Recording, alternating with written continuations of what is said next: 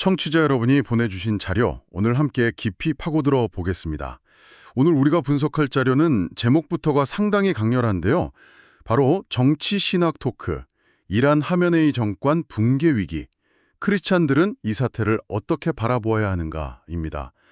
이 문서가 첫 문장부터 최근 이란에서는 정부의 시위 대응이 극단적 폭력으로 치닫고 있으며 수천 명 규모의 사망자가 발생하고 있다. 이렇게 딱 못을 박고 시작해요. 이건 단순한 시사 분석이 아니죠. 아주 긴급하고 중대한 문제에 대한 신학적 응답을 요구하는 겁니다. 저희의 임무는 이 자료가 어떻게 그 신학적 논증을 쌓아올리는지, 그 구조를 정밀하게 해보하고 그 안에 숨겨진 전략적 의미까지 파악하는 것이겠죠. 네, 맞아요. 제목에 정치신학이라는 단어가 들어간 것부터가 이 문서의 성격을 딱 규정하고 있죠. 이건 국제정세 보고서가 아니라 특정 정치적 위기를 신앙과 신학의 성찰 대상으로 삼겠다는 하나의 선언인 셈입니다. 다시 말해서 신앙이라는 렌즈가 현실 세계의 권력 구조나 폭력 문제 같은 아주 구체적인 사안을 분석하고 평가하는 데 유효한, 아니 어쩌면 필수적인 도구라고 주장하는 거예요. 그렇군요. 현실의 극단적 폭력을 딱 테이블 위에 올려놓고 자, 이제 신학은 여기에 대해 뭐라고 말할 것인가 하고 묻는 거네요. 그럼 그 논리의 첫 단추부터 한번 살펴보죠. 흥미로운 점은 이 문서가 기독교적 관점을 바로 꺼내지 않는다는 거예요. 이슬람 신학의 내적 모순을 먼저 지적하면서 시작하는데 왜 이런 전략을 택했을까요? 한 지점을 보셨어요. 이건 굉장히 정교한 논증 전략이거든요. 외부자인 기독교의 잣대를 들이대기 전에 먼저 하메네이 정권의 폭력성이 그들 스스로가 신성시하는 이슬람 교리의 핵심 원칙들, 예를 들어 코란 5장 32절이 말하는 인간 생명의 존엄성이라던가 혹은 이슬람이 그토록 강조하는 자비, 즉 라흐마의 가치와 얼마나 구조적으로 동떨어져 있는지를 보여주는 겁니다. 그러니까 비판의 근거를 외부가 아니라 내부에서 찾는 거군요. 당신들의 잣대로 봐도 당신들은 틀렸다. 이렇게 말하는 셈이네요. 바로 그거죠. 이렇게 되면 이 문제가 기독교 대 이슬람이라는 종교 간의 대립 구도로 비치지 않아요. 대신에 종교적 가치를 배반한 국가 권력의 문제로 프레임이 바뀌게 되는 거죠. 혁명적 이슬람이라는 정권의 구호가 어떻게 국민을 구원하는 종교적 목적을 잃어버리고 오직 권력 유지를 위한 텅 빈 수사로 전락했는지를 폭로하는 효과가 있습니다. 정권의 종교적 정당성 기반 자체를 흔들어버리는 아주 강력한 쳤습니다. 와, 굉장히 영리한 접근이네요. 그렇게 정권의 신학적 발판을 무너뜨리고 나면 이제 자연스럽게 그럼 이 부당한 권력에 어떻게 저항할 것인가?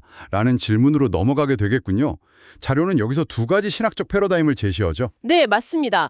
바로 해방신학과 거룩한 전쟁신학, 다른 말로 하면 정당전쟁론을 나란히 놓고 비교 분석합니다. 이 두 모델을 이렇게 병치한 이유는 악의 권세에 맞서는 저항을 신학적으로 사유해온 두 개의 큰 줄기를 보여주기 위해서예요.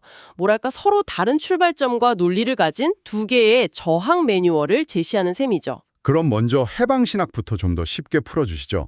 제임스 콘 같은 신학자들이 떠오르는데 핵심 아이디어가 뭔가요? 사유의 출발점이 어떤 교리나 추상적인 원리가 아니라 억압받고 고통받는 사람들의 구체적인 현실 그 자체에 있습니다.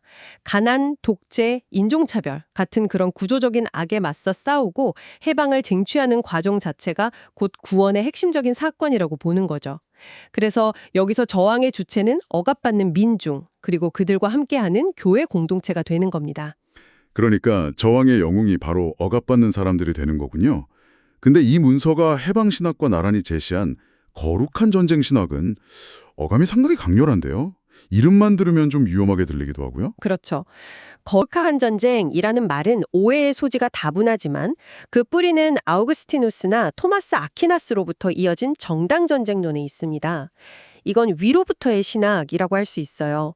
해방신학처럼 민중의 현실에서 출발하는 게 아니라 하나님의 절대적인 정의와 이 세상의 질서라는 관점에서 시작하거든요. 모든 폭력은 악이지만 버큰 악을 막고 정의로운 질서를 회복하기 위해 정당한 권위가 정의로운 목적을 가지고 최후의 수단으로 사용하는 제한된 폭력은 불가피하게 허용될 수 있다는 논리입니다. 초점이 완전히 다르군요. 해방신학이 혁명에 가깝다면 정당전쟁론은 질서 회복에 가깝네요. 여기서 행동의 주체도 민중이 아니라 정당한 권위라고 하셨는데 그건 구체적으로 누굴 의미하는 건가요? 의동적으로는 주가나 정부 같은 합법적인 통치 기구를 의미하죠. 신학적으로는 하나님의 권위를 임받은 주체라고 볼 수 있고요. 그러니까 아래로부터의 저항보다는 질서를 회복할 책임과 권한을 가진 주체의 행동에 초점을 맞추는 겁니다.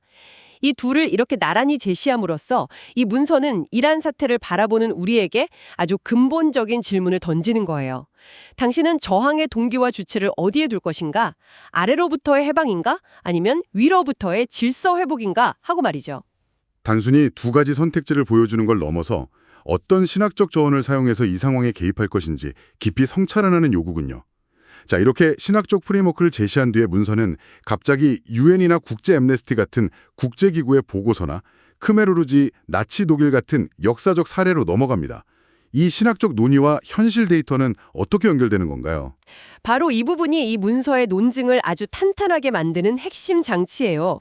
신학적 진단이 그냥 관념적인 이야기가 아니라 경험적 현실에 깊이 뿌리박고 있다는 걸 입증하는 거죠. 예를 들어 유엔 사실조사단이 하면회의 정권의 행위가 반인도적 범죄에 해당할 수 있다고 결론 내린 보고서가 있거든요. 이건 우리가 앞서 신학적 언어로 분석했던 종교적 이상의 배반이나 구조적 악이라는 개념에 대한 경험적 그리고 법률적인 확증이 되어주는 겁니다. 와, 그거 흥미롭네요. 신학의 언어인 악이 국제법의 언어로는 반인도적 범죄로 번역된다는 말씀이시군요. 신학적 평가에 객관적인 권위를 더해주는 효과가 있겠어요. 그렇다면 나치나 소련 같은 폭력 정권들의 몰락 사례를 언급하는 건 어떤 역할을 하는 걸까요? 역사 속에서 실제로 반복되어 온 패턴이라는 구체적인 증거로 기능해요. 문서가 지적하듯이 이 정권들은 단기적으로는 철권 통치에 성공한 것처럼 보였지만 결국 내부의 저항과 외부의 압력이 결합되면서 역사의 무대에서 사라졌죠. 이건 신학과 역사가 서로를 증명하고 뒷받침하면서 보라, 신학적 진리는 역사 속에서 이렇게 구현된다고 보여주는 겁니다. 논증의 설득력을 극대화하는 거죠. 신학적 주장을 현실의 데이터와 역사적 사례로 교차 검증하는 방식이군요. 굉장히 설득력이 높네요. 그럼 이 모든 분석을 종합하는 결론으로 가보죠. 문서는 다시 신학으로 돌아와 특히 거룩한 전쟁 신학의 관점에서 결론을 내린다고 하셨어요. 네, 문서의 결론은 다시 신학의 영역으로 깊이 들어갑니다. 먼저 로마서 3장을 인용하면서 인간의 근원적인 죄성과 그로 인해 발생하는 폭력의 현실을 아주 냉정하게 인정해요. 그리고 요한일서 5장 19절, 온 세상은 악한 자 안에 처한 것이라는 구절을 통해 이 악의 권세가 단지 인간적인 실수가 아니라 영적인 실체, 즉 사탄적 권세와 연결되어 있음을 분명하게 하죠. 이건 현실의 악을 낭만적으로 보거나 과소평가하지 않는 아주 냉철한 신학적 리얼리즘이라고 할 수 있습니다. 현실의 악이 얼마나 뿌리 깊고 강력한지를 직시하는 거군요. 하지만 거기서 멈추지는 않잖아요. 문서는 요한계시록 21-22장이 보여주는 하나님의 최종 승리, 즉 종말론적인 비전으로 나아갑니다. 이 종말론이 주는 전략적 함의는 뭘까요? 어차피 마지막엔 이길 테니 가만히 기다리자가 되어서는 안 될 텐데요. 바로 그 지점이 핵심입니다. 이 종말론적 확신은 결코 수동적인 기다림이나 현실 도피를 의미하지 않아요. 오히려 정반대죠. 현재의 저항과 투쟁에 궁극적인 의미와 방향을 부여하는 강력한 동력이 됩니다. 한번 생각해 보세요. 지금 눈앞의 악이 아무리 거대하고 강력해 보여도 그것은 일시적이며 역사의 최종 주권은 하나님께 있다는 믿음이 있다면 어떨까요? 절망적인 상황 속에서도 포기하지 않고 싸울 수 있는 이유가 되겠네요. 정확합니다. 그게 바로 교회가 왜 정의를 위해 행동해야 하는지에 대한 가장 근본적인 신학적 근거를 제공하는 거예요. 이 종말론적 비전은 단기적인 승패에 연연하지 않고 하나님의 거대한 구원 역사라는 더 큰 그림 안에서 현재의 사태를 해석하고 대응하도록 요구합니다. 지금 이란에서 벌어지는 저항이 고립된 하나의 사건이 아니라 하나님의 최종 승리로 향하는 거대한 서사의 일부라는 인식을 심어주는 거죠. 그것이 바로 절망을 이기는 희망의 근거가 되고요. 네, 정리가 되네요. 오늘 분석한 문서는 이란의 정치 위기라는 구체적인 현실을 가지고 정말 정교한 신학적 논증을 펼쳤군요.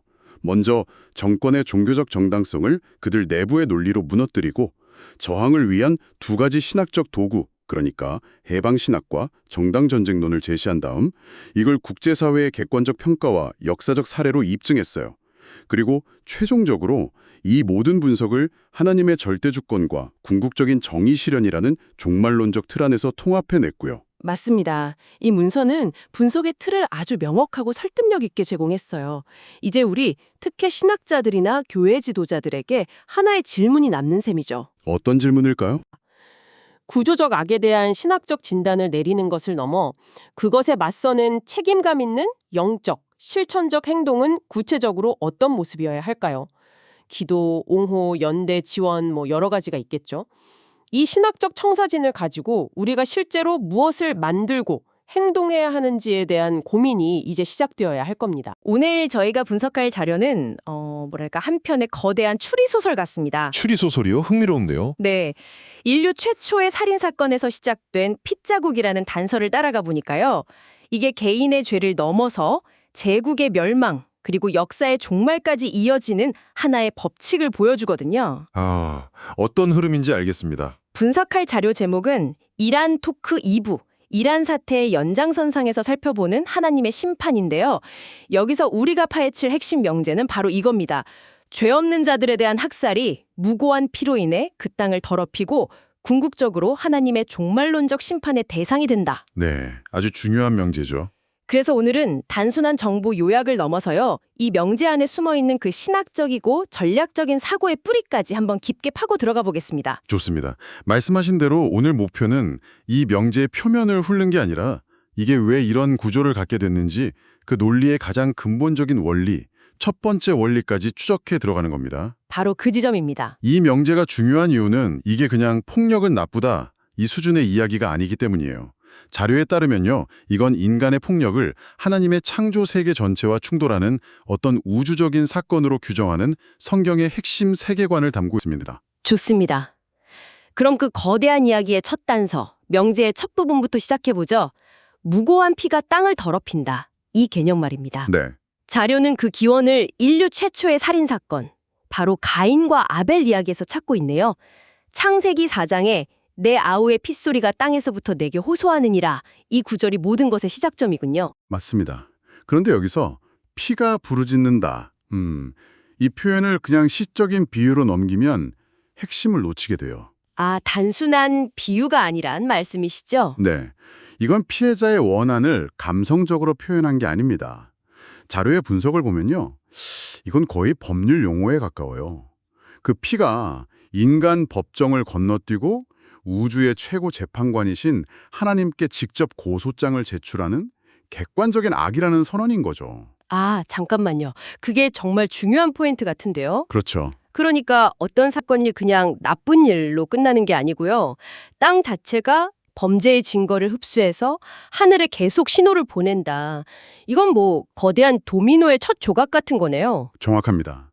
바로 그게 자료가 제시하는 신학적 인과 구조의 핵심입니다. 인과 구조요? 네, 1단계, 무고한 피가 흘려집니다. 2단계, 그 피가 땅을 물리적으로 그리고 영적으로 오염시키죠. 아, 영적으로까지요? 네, 그럼 3단계, 오염된 땅은 정상 기능을 잃고 창조 질서가 무너지기 시작해요. 그리고 마지막 4단계, 이 모든 과정은 땅의 주인이신 하나님의 심판을 필연적으로 불러온다는 겁니다. 와, 이 4단계가 모든 논의의 기본 뼈대가 되는 거군요. 맞습니다. 하나님은 저 멀리서 지켜보는 방관자가 아니라 이 땅의 상태에 직접 개입하는 주권자라는 세계관이 이 바탕에 깔려 있는 거고요. 알겠습니다. 그런 원초적인 원리가 있었다면 이게 시간이 흐르면서 좀 더 구체적인 규칙, 일종의 법으로 만들어졌을 것 같은데요. 그렇죠. 당연히 그렇게 발전하죠. 자료가 바로 모세율법, 특히 민수기 35장을 예로 두는군요. 피는 땅을 더럽히나니 피 흘림을 속할 수 있는 것은 피를 흘린 자의 피뿐이라. 와, 이건 훨씬 직접적이고 냉정한 법조항처럼 들리네요. 그렇습니다. 이 율법은 3가지 사실을 아주 단호하게 못 박아요. 첫째, 피 흘림이 땅을 더럽히는 건 감정의 문제가 아니라 객관적 사실이다. 네. 둘째, 이 오염은 국가 안보 같은 정치적 명분이나 화려한 종교 의식으로 덮을 수가 없다. 아, 정화가 안 된다. 안 된다는 거죠. 그래서 셋째, 이 오염을 씻는 유일한 방법은 정의로운 심판, 즉 가해자의 피를 통해 대가를 치르는 것뿐이다. 이렇게요. 여기서 신정질서라는 말이 나오는데 이게 좀 어렵게 들릴 수도 있을 것 같아요. 쉽게 말해서 당시 이스라엘은 신이 직접 통치하는 국가 체제였기 때문에 네. 살인 같은 범죄는 인간 사회의 법을 넘어서 신과의 국가적 계약 자체를 깨는 행위로 봤다. 이렇게 이해하면 될까요? 완벽한 이해입니다. 그래서 이 율법은 단순 윤리 강령이 아니에요. 국가의 존립 기반에 대한 법적 선언인 겁니다. 법적 선언이요? 네. 무고한 피해에 대한 책임을 국가가 회피한다. 그러면 그 국가는 하나님과의 언약 관계 속에서 통치의 정당성 자체를 잃어버린다. 이건 아주 무서운 정치신학적 판결인 셈이죠. 네, 그 논리는 알겠습니다. 개인 간의 살인 법칙이 이렇게 엄격했다면 이게 만약 국가 권력이 저지르는 대규모 학살이라면 문제는 훨씬 심각해지겠네요. 비교할 수 없을 정도로요. 그런데 현실적으로 보면 좀 궁금한 게 생기잖아요. 역사상 무고한 피를 흘리고도 수십, 수백 년씩 건재했던 정권도 많지 않습니까? 이 신학적 법칙이 왜 즉각적으로 작동하지 않는 것처럼 보일까요? 아주 중요한 질문입니다. 바로 그 지점에서 자료는 논의를 예언서로 확장시켜요. 예레미야나 에스겔 같은 예언자들이 바로 그 문제, 왜 악한 권력이 당장 망하지 않는가에 대한 답을 주거든요. 아, 예언서에 그 답이 있군요. 네, 예레미야는 무죄한 피를 이곳에서 흘리지 말라고 경고하면서 그런 행위가 예루살렘 성전이 주는 신학적 안전보장마저 무너뜨려서 결국 나라의 멸망으로 이어진다고 선포했습니다. 여기서 자료가 언급하는 에스겔서의 심판의 카이로스라는 개념이 등장하는군요. 카이로스라는 단어, 이게 그냥 시간을 뜻하는 건 아닌 것 같네요. 전혀 다르죠. 자료에서 말하는 심판의 카이로스는 단순히 시간이 흘러가는 게 아니라 어떤 결정적 사건으로 인해서 심판의 스위치가 켜지는 그 순간을 의미하는 건가요? 그렇습니다. 우리가 보통 말하는 시간의 흐름은 크로노스라고 하죠. 하지만 카이로스는 어떤 의미와 목적으로 가득 찬 결정적인 때, 즉 하나님의 시간을 의미합니다. 아, 하나님의 시간. 에스겔서는 학살이라는 행위가 즉각적인 멸망을 가져오진 않더라도 하나님의 심판 달력에 그 카이로스를 확정적으로 기록하는 행위라고 말합니다. 그게 마치 거대한 댐에 물이 차오르는 것과 같아요. 당장은 댐이 멀쩡해 보이죠.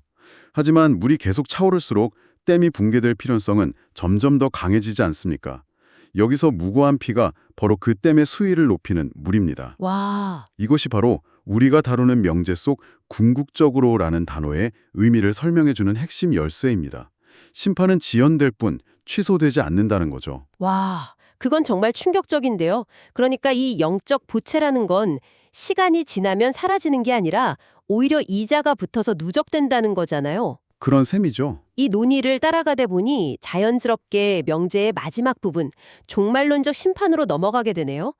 구약에서 확립된 이 부채 누적의 원리, 이걸 신약은 어떻게 다루고 있나요? 더 무서운 차원으로 발전시킵니다. 자료는 예수님의 직접적인 선언, 마태복음 23장을 제시하는데 의인 아벨의 피로부터 사가랴의 피까지 이 세대가 담당하리라. 이건 보통의 연대 책임과는 차원이 다른 이야기 같습니다. 자료가 이 부분을 괜히 놀라운 종말론적 원리라고 표현한 게 아닙니다. 이 선언에는 세 가지 중요한 원리가 담겨 있어요. 세 가지나요? 첫째는 누적성입니다. 역사 속에서 흘려진 무고한 피는 결코 증발하거나 잊히지 않고 하나님의 장부에 차곡차곡 기록되고 누적된다는 겁니다. 네, 방금 이야기했던 그 원리군요. 그렇죠. 둘째는 임계점입니다. 하나님의 심판은 점진적으로 오는 게 아니라 누적된 죄악이 특정 역사적 임계점에 도달했을 때 댐이 무너지듯 폭발적으로 임한다는 거죠. 한 번에 터져버리는 거군요. 그리고 셋째가 집단성입니다. 이 심판은 단순히 살인을 저지른 개인을 넘어서 그 죄를 용납하고 방조한 세대 전체, 즉 국가적이고 집단적인 형태로 나타난다는 겁니다. 그렇다면 자료가 지적하듯이 주후 70년의 로마 군대에 의해 예루살렘이 처참하게 멸망한 사건은 이 원리가 실제로 역사 속에서 어떻게 작동하는지를 보여주는 하나의 거대한 신뢰인 셈이군요. 맞습니다. 역사적 성취의 한 예시죠. 그리고 이 종말론적 논의의 최종 버전은 요한계시록에서 등장합니다. 계시록이요? 계시록 6장을 보면 제단 아래에서 순교자들이 이렇게 외치죠. 우리 피를 신원하여 주지 아니하시기를 어느 때까지 하시려나이까. 아, 이 외침 어디서 들어본 것 같지 않으세요? 바로 창세기에서 들려왔던 아벨의 피의 부르짖음입니다. 와, 인류 역사의 시작점에서 울려 퍼졌던 한 개인의 외침이 역사의 종말에 이르러 수많은 순교자들의 합창이 되어 다시 한번 울려 퍼지는 겁니다. 정말 소름 돋는 연결이네요. 그렇다면 순교자들이 언제까지입니까? 하고 묻는데도 하나님이 바로 심판하지 않으시는 이유는 방관이 아니라 그 심판의 잔이 찰 때까지, 즉 카이로스가 올 때까지 기다리시는 거군요. 바로 그겁니다. 하나님의 침묵은 무관심이 아니라 모든 것이 기록되고 누적되는 과정인 셈이죠. 결국 종말론이란 역사 속에서 누적된 이 모든 무고한 피, 이 영적 부채에 대한 하나님의 최종적이고 우주적인 청구서 발송이라고 할 수 있습니다. 청구서 발송이라. 이것이 오늘 우리가 분석하는 명제의 완결점입니다. 자, 그럼 지금까지의 논의를 한번 정리해 보겠습니다. 우리는 지금 거대한 추리소설의 결말에 거의 다 다다른 것 같아요. 그렇다면 이 모든 것은 무엇을 의미하는가? 즉, 왜 학살을 저지르는 정권은 이 신학적 법칙에 따라 필연적으로 심판을 피할 수 없는가? 그 근본적인 이유를 명확히 할 필요가 있겠네요. 네, 그 왜가 중요하죠. 자료는 첫 번째 근거로 하나님의 형상, 즉 이마고 데이라는 개념을 제시합니다. 이 개념이 모든 논리의 가장 깊은 곳에 있는 기반입니다. 성경은 인간이 하나님의 형상으로 만들어졌다고 말하잖아요.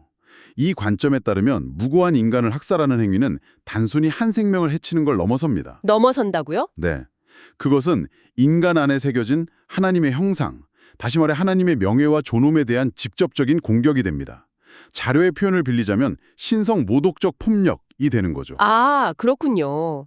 이게 인간사리의 다툼이 아니라 인간을 공격함으로써 하나님 자신에게 선전 보고를 하는 것과 같은 차원의 문제가 된다. 맞습니다. 사람을 죽이는 것이 구 신의 얼굴에 침을 뱉는 행위가 되기 때문에 신의 개입이 선택이 아니라 필연이 된다는 논리로군요. 정확합니다. 그리고 두 번째 근거는 한 걸음 더 나아가요. 자료는 이런 학살 국가는 결국 사탄적 통치 질서, 즉 요한계시록 13장에 나오는 짐승의 권세의 대리인 역할을 하게 된다고 분석합니다. 짐승의 권세요? 네, 이는 그 정권의 행위가 단순한 정치 문제를 넘어서 하나님의 통치에 정면으로 맞서는 영적 전쟁의 국면으로 전환되었음을 의미하는 거죠. 그렇군요. 결국 심판의 필연성은 이중으로 보장되는 셈이네요. 하나는 하나님의 형상을 파괴했다는 신성 모독죄, 다른 하나는 하나님의 통치에 반역했다는 반역죄. 바로 그 두 가지 이유 때문에 심판을 피할 수 없다는 겁니다. 그래서 자료는 심판이 이중 구조로 나타난다고 설명해요. 하나는 역사 속에서 나타나는 역사적 심판입니다. 예를 들면 정권 붕괴 같은 거요? 네, 정권이 붕괴되거나 외세의 침략을 받거나 경제가 파탄나는 등의 형태로 나타나죠. 다른 하나는 역사의 마지막에 있을 하나님의 최종 재판인 종말론적 심판입니다. 아, 학살을 저지른 정권은 이 둘 중 하나 혹은 둘 모두를 결코 피할 수 없다는 것이 이 신학적 논증의 최종 결론입니다. 오늘 분석 정말 흥미로웠습니다. 그럼 마지막으로 정리해 보겠습니다. 우리가 처음 시작했던 명제, 죄 없는 자들에 대한 학살이 무고한 피로 인해 그 땅을 더럽히고 궁극적으로 하나님의 종말론적 심판의 대상이 된다. 이게 결국 이런 이야기였네요. 네, 무고한 피는 단순한 비극으로 끝나지 않고 땅을 오염시키고 하나님의 심판이라는 에너지를 축적해서 역사 속에서든 종말에서든 반드시 그 대가를 치르게 만드는 신학적 촉매제이다. 완벽한 요약입니다. 자료의 최종 결론 5가지를 정리하면 이렇습니다. 첫째, 죄 없는 이들의 학살은 땅을 더럽힌다. 둘째, 더럽혀진 땅은 심판의 에너지를 저장한다. 셋째, 국가는 어떤 명분으로도 이 책임을 피할 수 없다.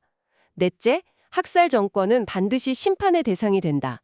다섯째, 하나님의 정의는 더딜 수 있어도 결코 취소되지 않는다. 이 모든 논의를 바탕으로 청취자분들께 마지막으로 생각해 볼 질문을 하나 던지며 마무리하고 싶습니다. 네, 좋습니다. 이 자료는 무고한 피해에 대한 심판을 피할 수 없는 하나의 영적 법칙처럼 제시합니다. 만약 이 성경적 신학적 프레임워크를 하나의 분석 툴로 진지하게 받아들인다면 우리는 지금 폭력 위에 세워진 체제들의 안정성과 용속성을 어떻게 재평가해야 할까요?